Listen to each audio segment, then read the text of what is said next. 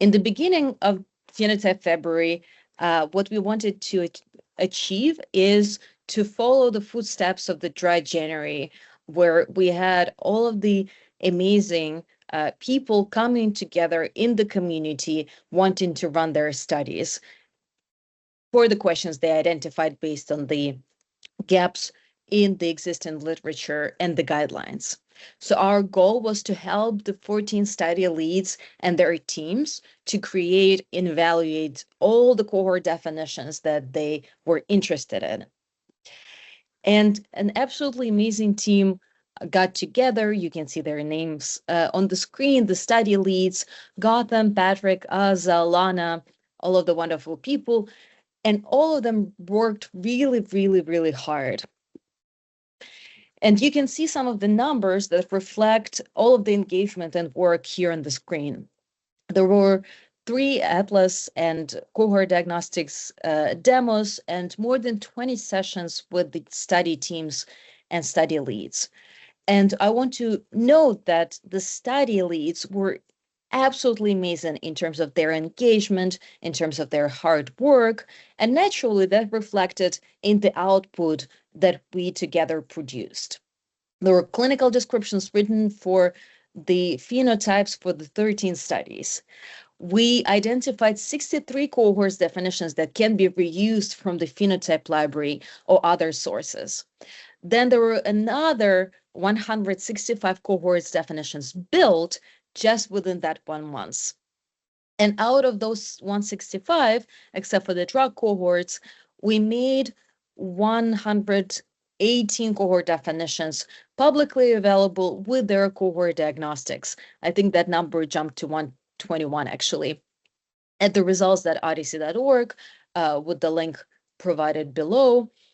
We just finished our second round of cohort diagnostics, and in general, we had more than 40 collaborators reviewing the literature, building the cohorts, reviewing cohort diagnostics, and attending the calls to learn more. And I think these numbers speak for itself because usually the cohort definitions take years to build in the regular observational studies. Here we have more than 100 phenotypes built just within 1 month.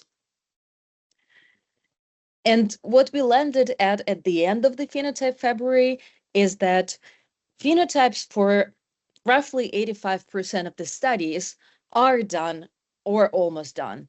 So I think that again highlights how much hard work the study leads and their teams put in into this process. And hopefully all of these phenotypes will be ready as they review the cohort diagnostics and as we move forward with the studies. And of course, throughout this process, there were several takeaways, learnings, insights that we got from it. And we will now talk through the main learnings, and I will hand it over to Azza, who will share our thoughts and observations. Thank you, Anna. And thank you, Anna, for leading us for Phenotype February this year. She was our rock star and work around the clock. And congratulations for all the study leads who completed or almost completed for the phenotype. That means you're going to move into the next stage with Patrick and Claire and the rest of the team to do your data work in March. But here are what we learned for Phenotype February this year with all of you. So our first learning was that, which not new at all, but there's a twist into it, which is explicitly specifying the clinical idea that one wants to study through clinical description or other means is really crucial. And what our biggest aha moment as we went through the study questions that people posted, those 14 questions that were posted by the end of January, is that conceptually the flow of work could be like that. We start with gaps in knowledge that inform a research question. And then our research question, really a well-specified, clear research question, should be the basis for for defining the clinical intent for all the phenotypes that are required in a study. And that clinical intent really informed the clinical description. So many times in the past, we would say, well, you need diabetes, just write for us a clinical description for diabetes. But now, as we do this for the first time in a context of multiple studies, we came to realize that it's not really a clinical description. What we need is a clinical intent, which is, of course, is based on a research question. So then that clinical intent aimed to clarify those ambiguity from a clinical perspective, which would inform the phenotype design choices that one would go through. So that's just to clarify how we think, our thinking should we evolve as we do observational studies. Now, that's very nice. We built phenotypes to model the clinical description. But what we really also understood this time very clearly is that what we have in our disposal in our observational data is not the full journey of people that we can model into phenotypes. What we have, and that's a slide from Patrick 2 years ago for Phenotype February 2023, is that what we really have is just a scattered of observation of a single person across different domains of the data at different time points. And the idea is that we can make inferences about people from those points through phenotyping. That is supposed to be based on that clinical description. So that takes me to my second learning, which when we rely only on our clinical knowledge without understanding what the data can really offer, and that data is just a scattered observation of people, events, we might make phenotypes that are really not relevant to the data we are dealing with. And to really come with a phenotype design that should work, we can't only rely on clinical description, but understand the data, and what can really observed in our data is crucial to come up with phenotypes that are work.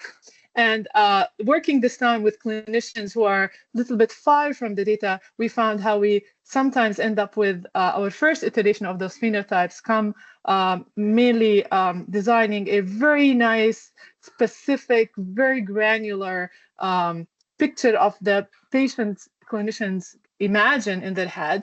But once you get into the data, you get nobody, and that's because our data is far from that perfect clinical world where patients flow with a full capture of their journey with their healthcare. So what we really want is not those scattered points of events, but we really want, and through those phenotyping based on the clinical description and taking into consideration the data that are under disposal, we can get to that longitudinal health status for a single person, which will make us understand those phenotypes. Now, how we do this, or how good we do this, really varies, and is kind of a case-by-case situation. Which takes me to our third learning, that what we learned again over and over is that in an absence of an objective criteria, those choices we make in the phenotype to kind of best use the data we have is still subjective.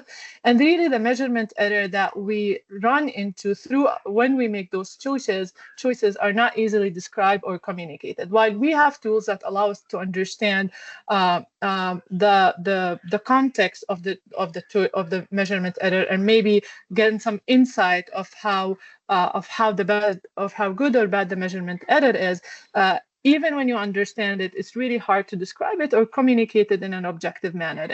And we still make choices that are very much subjective based on those revisions. So in a perfect world, that takes me to the second slide. In a perfect world, we have full understanding of the measurement error, and we have classified it before into index event misclassification, specificity, and sensitivity error. And that kind of classification helped us communicate with study leads as we were evaluating those cohorts of what might be good or what might be bad, but it's still far from a clear description of how good a phenotypes is performing on a database as we were going through those phenotypes with the study leads. And finally, our fourth learning is that we almost had 20% of our cohorts, and that goes up both on drugs and conditions that were reused from the phenotype library. And that took a lot of hours and a lot of people. How we had those all in a library and how we had full understanding of those measurements entered and documented in our library, our study leads could have just gone to the library, understood what the definition, understood its performance, and either took it or modify it and saved all that time. But we are on the journey for there.